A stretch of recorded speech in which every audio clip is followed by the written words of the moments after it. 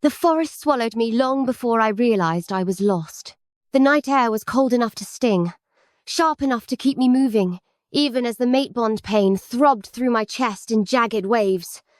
Every breath tasted like ash.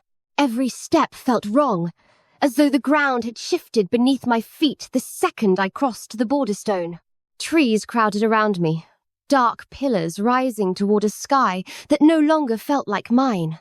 The sense of home faded behind me until there was nothing familiar left. No pack markers, no distant voices, not even the hum of our boundary wards. I was outside everything I had ever known, exiled, alone. The word beat inside my skull with every uneven step. I didn't know how long I walked. Minutes, hours, only that the pain of rejection kept returning in vicious pulses that forced me to my knees each time. The mate bond was not meant to be severed violently. The heart did not know how to let go of something the soul had once accepted. I pressed a trembling hand to my sternum and gasped through another wave. It hurt more than any physical injury I had ever taken. More than any insult, any whisper, any humiliation. I had thought Kale's words broke me. But this was the shattering. When the pain eased again, I forced myself upright and leaned against a tree, swallowing back bile and tears. My legs barely held me. Just keep going, I whispered to myself. But even my own voice sounded foreign in the emptiness. A branch snapped somewhere behind me. I froze. The hairs along my arms rose, my instincts flaring in warning. Instincts I wasn't supposed to have, not truly, not without a wolf. But fear sharpened everything. My senses reached outward, grasping for a bond that no longer existed, for any sign of pack or belonging. Nothing answered.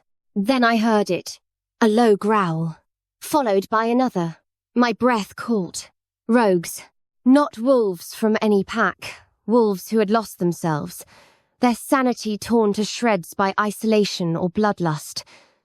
Their scent hit me next, iron, rot, hunger. I took a step back, then another. The growling deepened, multiplying. 4 shadows slid between the trees, their eyes glinting yellow in the darkness. Their bodies were twisted, gaunt, scarred, wolves stripped of purpose, instinct narrowed to hunger and violence. One sniffed the air, his lips peeled back in an ugly snarl. Wolfless. I heard one of them rasp in a voice that was barely shaped like speech. Easy prey. My heart hammered. I turned and ran.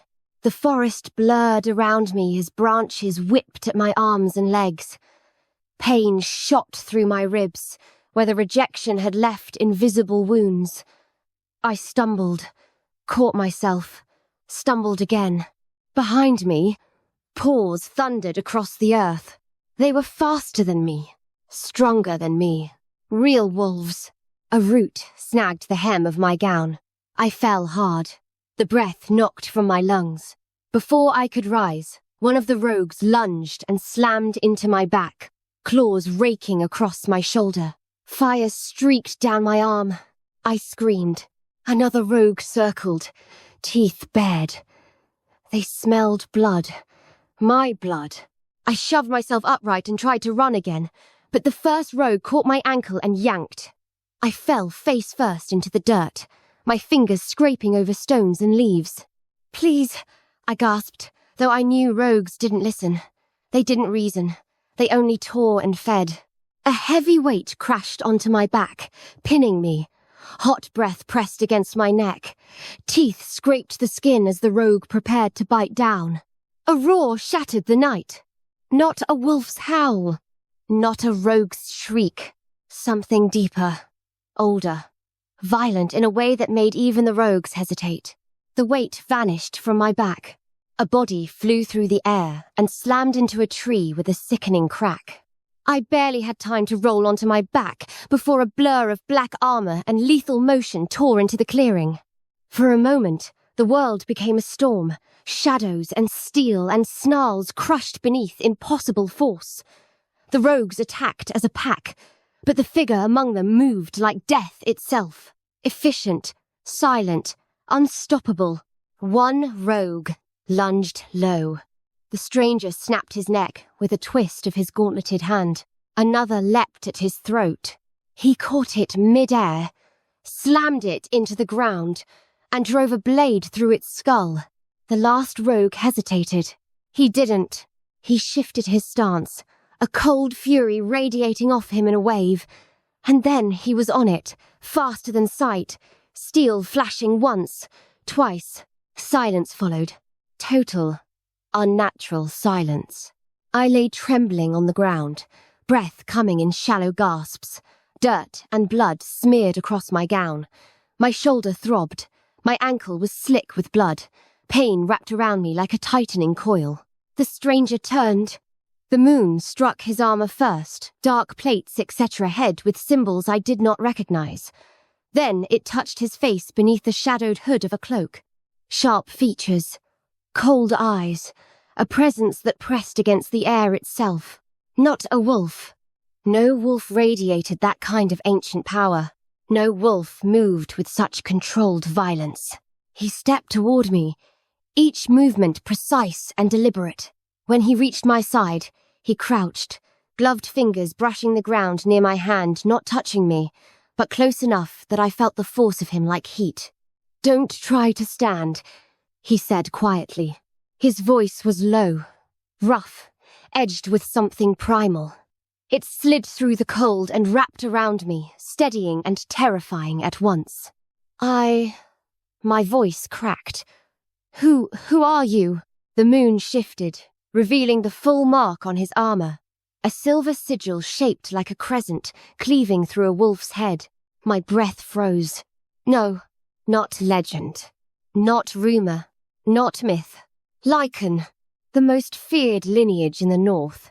Wolves born from ancient power, closer to monsters than men in the stories my pack had told around winter fires. They were stronger, faster, older than pack wolves. More ruthless, more territorial, more isolated. The figure studying me was not just a Lycan. His presence was too commanding, his aura too heavy, his silence too absolute.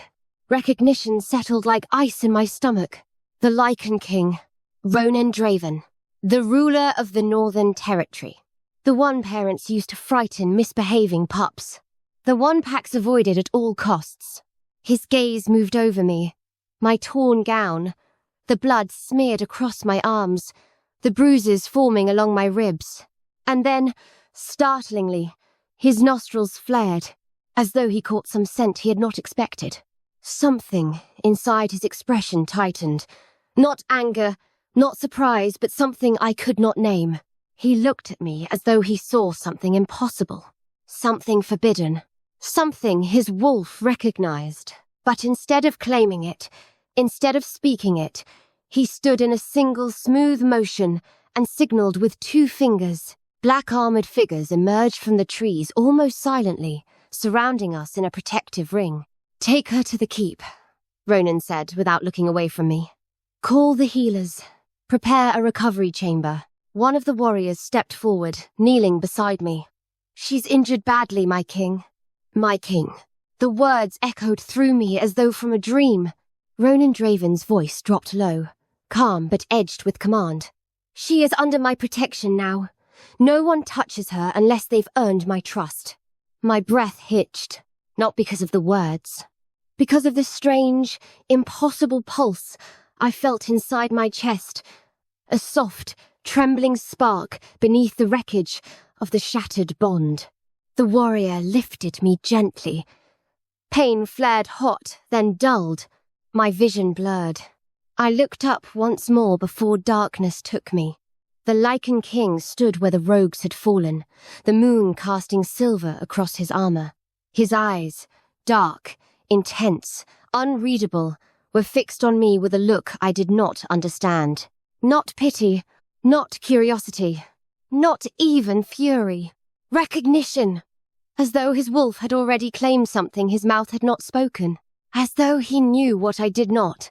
I was not as empty as the pack had believed. Then the world went dark, and I felt the faintest whisper inside my mind. Mine. If you have enjoyed this story so far, please like or comment and subscribe for more stories.